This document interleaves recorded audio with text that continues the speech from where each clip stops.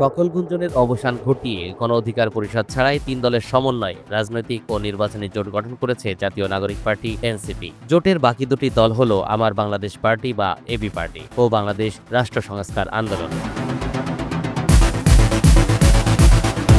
রোববার বিকেলে রাজধানীর ঢাকা রিপোর্টার্স ইউনিটিতে সংবাদ সম্মেলনের মাধ্যমে এই রাজনৈতিক ও নির্বাচনী ঐক্যের ঘোষণা দেওয়া হয়। ঐক্যের নাম দেওয়া হয় গণতান্ত্রিক সংস্কার জোট। আমরাই নাম্বার ওয়ান। নাম্বার ওয়ান হচ্ছে মেরিল পেট্রোলিয়াম জেলি।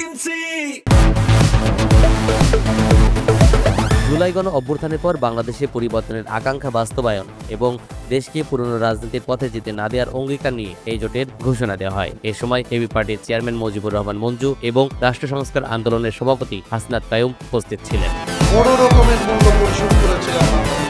সংবাদ সম্মেলনে নাহিদ ইসলাম বলেন, ঘোষিত গণতান্ত্রিক সংস্কার জোট শুধু নির্বাচনী জোট নয়, বরং এটি একটি রাজনৈতিক জোট। এই জোট আগামী জাতীয় সংসদ নির্বাচনে অংশ নেবে এবং অর্থনৈতিক মুক্তির যাত্রাকে অব্যাহত রাখার জন্য কাজ করবে। আমরাই নাম্বার ওয়ান। নাম্বার ওয়ান হচ্ছে মেরিল পেট্রোলিয়াম জেলি।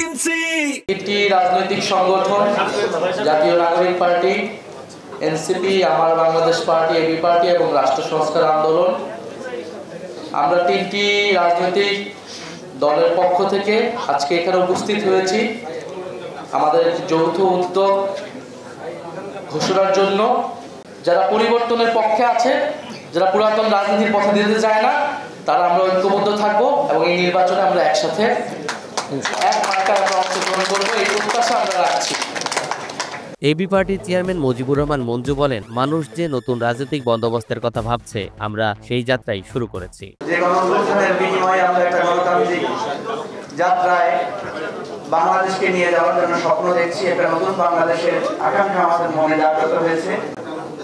সেই অভিপ্রায় জাগ্রত রাখা, সেই অঙ্গীকারে আবদ্ধ একটি নতুন রাজনৈতিক বন্দোবস্ত বা ব্যবস্থাপনার স্বপ্ন চিন্তা আমরা যারা দেখছি, আমাদের ইচ্ছা জাগ্রত হয়েছে বা অনেকে আমাদেরকে আবেদন জানিয়েছেন, আহ্বান জানিয়েছেন, অনুরোধ জানিয়েছেন সেরকম একটা রাজনৈতিক আকাঙ্ক্ষা বাঁচিয়ে রাখার জন্য আমরা যাতে একতাবদ্ধ হই। একটি কঠিন সংগ্রামের মধ্য দিয়ে আকস্মিকভাবে এত বড় একটি সংগ্রামের পর রাষ্ট্রটাকে আমরা যেভাবে চেয়েছিলাম, আপনারা জানেন নানা কারণে আমাদের চিন্তা আশা এগুলো ভঙ্গ হয়েছে।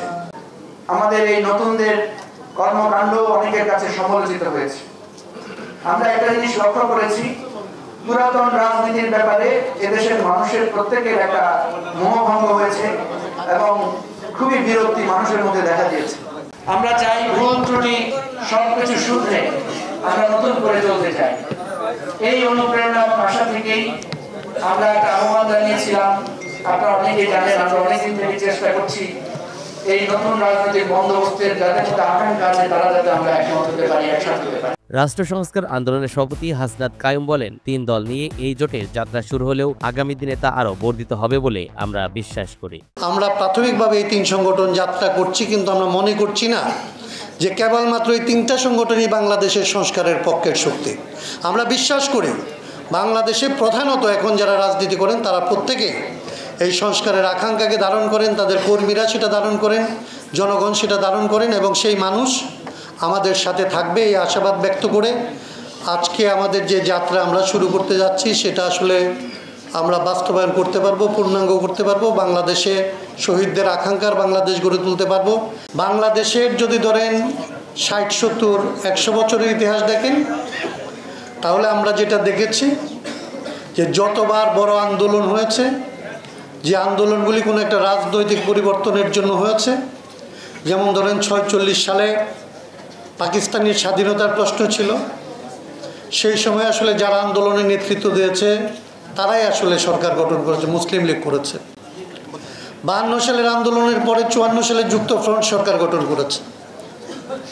৬৯-এর অভ্যুত্থানের পরে ৭০ সালে আসলে স্বায়ত্ত শাসনের পক্ষে যারা, তারা আসলে বিপুলভাবে নির্বাচিত হয়েছে। এমনকি ৯০-এর আন্দোলনের পরে সাংগঠনিকভাবে যাদেরকে দৃশ্যত আসলে দুর্বল মনে হয়েছে তারা বিজয়ী হয়েছে।